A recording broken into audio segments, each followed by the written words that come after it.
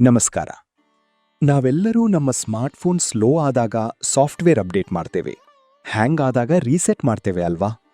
ಆದರೆ ವರ್ಷವಿಡೀ ಓಡುತ್ತಿರುವ ನಮ್ಮ ಈ ಬದುಕನ್ನು, ಗೊಂದಲದಿಂದ ತುಂಬಿರುವ ನಮ್ಮ ಆತ್ಮವನ್ನು ಅಪ್ಡೇಟ್ ಮಾಡಲು ನಮಗೇನಾದರೂ ಸಮಯವಿದೆಯೇ?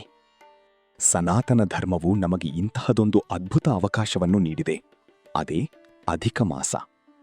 ಇದನ್ನೇ ಕೆಲವರು ಮಲಮಾಸ ಅಂದ್ಕೊಂಡು ಮೂಲೆಗೆ ತಳ್ಳುತ್ತಾರೆ. ಆದರೆ ಇದು ಕಸವನ್ನು ಹೊರಹಾಕಿ ಕಾಂಚನವನ್ನು ಪಡೆಯುವ ಮಾಸ. ಇದು ಸಾಕ್ಷಾತ್ ಪರಮಾತ್ಮನ ಮಾಸ, ಪುರುಷೋತ್ತಮ ಮಾಸ.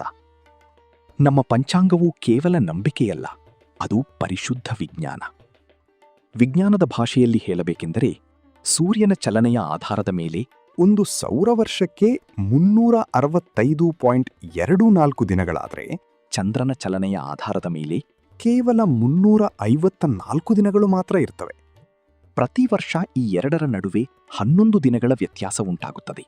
ನೀವೇ ಯೋಚಿಸಿ, ಈ 11 ದಿನಗಳ ಅಂತರವನ್ನು ಹಾಗೆಯೇ ಬಿಟ್ಟರೆ 3 ವರ್ಷಕ್ಕೆ 33 ದಿನಗಳ ವ್ಯತ್ಯಾಸವಾಗುತ್ತದೆ. ಆಗ ಏನಾಗುತ್ತದೆ ಗೊತ್ತಾ? ನಮ್ಮ ಮಳೆಗಾಲದಲ್ಲಿ ಬರಬೇಕಾದ ಹಬ್ಬಗಳು ಬೇಸಿಗೆಯಲ್ಲಿ ಬರತೊಡಗುತ್ತವೆ. ಋತುಮಾನಗಳೇ ತಲೆಕೆಳಗಾಗುತ್ತವೆ. ಈ ವ್ಯತ್ಯಾಸವನ್ನು ಸರಿದೂಗಿಸಲು ನಮ್ಮ ಋಷಿಗಳು ಪ್ರತಿ 32 ತಿಂಗಳು 16 ದಿನ ಮತ್ತು 4 ಘಳಿಗೆಗೊಮ್ಮೆ ಒಂದು ಹೆಚ್ಚುವರಿ ತಿಂಗಳನ್ನು ಸೇರಿಸಿದರು. ಇದು ಪ್ರಕೃತಿ ಮತ್ತು ಕಾಲದ ನಡುವಿನ ಬ್ಯಾಲೆನ್ಸಿಂಗ್ ಆಕ್ಟ್. ಇದೇ ಅಧಿಕ ಮಾಸ. ಎಷ್ಟದ್ಭುತ ಗಣಿತ ಅಲ್ವಾ? ಈ ತಿಂಗಳಿಗೆ ಮಲಮಾಸ ಎಂಬ ಹೆಸರು ಬರಲು ಒಂದು ಕಾರಣವಿದೆ. ಈ ತಿಂಗಳಿನಲ್ಲಿ ಸೂರ್ಯನು ಒಂದು ರಾಶಿಯಿಂದ ಇನ್ನೊಂದು ರಾಶಿಗೆ ಸಂಕ್ರಮಣ ಮಾಡುವುದಿಲ್ಲ. ಸಂಕ್ರಾಂತಿಯಿಲ್ಲದ ಕಾರಣ ಶುಭ ಕಾರ್ಯಗಳಿಗೆ ಇದು ನಿಷಿದ್ಧ ಎಂದು ಜನರು ಇದನ್ನು ತಿರಸ್ಕರಿಸಿದರು. ಇದರಿಂದ ನೋವಾದ ಮಾಸದೇವತೆ ಅಳುತ್ತಾ ವೈಕುಂಠಕ್ಕೆ ಹೋಗಿ ವಿಷ್ಣುವಿನ ಪಾದ ಹಿಡಿದಳು. ಭಗವಂತ ಅವಳನ್ನು ಕೈ ಹಿಡಿದು ಗೋಲೋಕಕ್ಕೆ ಕರೆದೊಯ್ದು ಕೃಷ್ಣನಿಗೆ ಒಪ್ಪಿಸಿದನು. ಆಗ ಕೃಷ್ಣನು, ಯಾರು ನಿನಗೆ ಬೆಲೆ ಕೊಡಲಿಲ್ಲವೆಂದರೂ ನಾನು ನಿನಗೆ ಬೆಲೆ ಕೊಡುತ್ತೇನೆ. ಇಂದಿನಿಂದ ನೀನು ನನ್ನ ಹೆಸರಾದ ಪುರುಷೋತ್ತಮ ಮಾಸ ಎಂದು ಕರೆಯಲ್ಪಡುವೆ. ಈ ಮಾಸದಲ್ಲಿ ಯಾರು ಆಧ್ಯಾತ್ಮಿಕ ಸಾಧನೆ ಮಾಡುತ್ತಾರೋ ಅವರಿಗೆ ಉಳಿದ ತಿಂಗಳುಗಳಿಗಿಂತ ಕೋಟಿಪಟ್ಟು ಹೆಚ್ಚು ಫಲ ಸಿಗಲಿ ಎಂದು ಹೇಳುತ್ತಾನೆ. ಹೀಗೆ ತಿರಸ್ಕೃತವಾದ ಒಂದು ತಿಂಗಳು ಭಗವಂತನ ಶರಣಾಗತಿಯಿಂದ ಸರ್ವಶ್ರೇಷ್ಠವಾಯಿತು. ಈ ಅಧಿಕ ಮಾಸ ಕೇವಲ ಶಾಂತಿಯ ತಿಂಗಳಲ್ಲ, ಇದು ಅಧರ್ಮದ ಸಂಹಾರದ ಕಾಲವೂ ಹೌದು. ಹಿರಣ್ಯಕಶಿಪು ತಾನು ಎಷ್ಟು ಬುದ್ಧಿವಂತ ಅಂದುಕೊಂಡಿದ್ದ ಎಂದರೆ, ಅವನು ಬ್ರಹ್ಮನಿಂದ ವರ ಕೇಳುವಾಗ ವರ್ಷದ 12 ತಿಂಗಳುಗಳಲ್ಲಿ ನನಗೆ ಸಾವು ಬರಬಾರದು ಎಂದು ಕೇಳಿದ್ದ. ಅವನು ಯೋಚಿಸಿದ್ದು ತಾನು ಅಮರ ಎಂದು. ಆದರೆ ಭಗವಂತನ ಬುದ್ಧಿವಂತಿಕೆಯನ್ನು ಅಳೆಯಲು ಸಾಧ್ಯವೇ? ಅವನು ನರಸಿಂಹನಾಗಿ ಬಂದು ಹಿರಣ್ಯಕಶಿಪುವನ್ನು ಸಂಹರಿಸಿದ್ದು ಇದೇ ಅಧಿಕ ಮಾಸದಲ್ಲಿ. ಏಕೆಂದರೆ ಈ 13ನೇ ತಿಂಗಳು ಆ 12 ತಿಂಗಳುಗಳ ಪಟ್ಟಿಯಲ್ಲೇ ಇರಲಿಲ್ಲ. ಇದು ನಮಗೆ ಏನು ಕಲಿಸುತ್ತದೆ ಗೊತ್ತಾ?